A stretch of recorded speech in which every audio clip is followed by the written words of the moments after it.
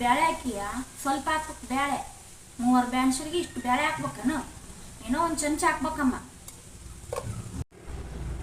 ಮೆಣಸಿನ್ಕಾಯಿ ಖಾರ ಇದಾವ ಸ್ವಲ್ಪ ಕಡಿಮೆ ಹಾಕು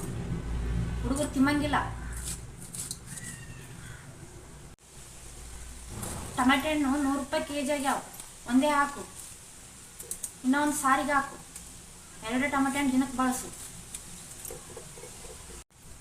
ಉಳ್ಳಾಗಡ್ಡೆ ಹಾಕಿದ್ರೆ ಸಿಹಿ ಬರ್ತೈತಿ ಉಳ್ಳಾಗಡ್ಡೆ ಜಾಸ್ತಿ ಹಾಕ್ಬೇಡ ಒಂದೇ ಹಾಕು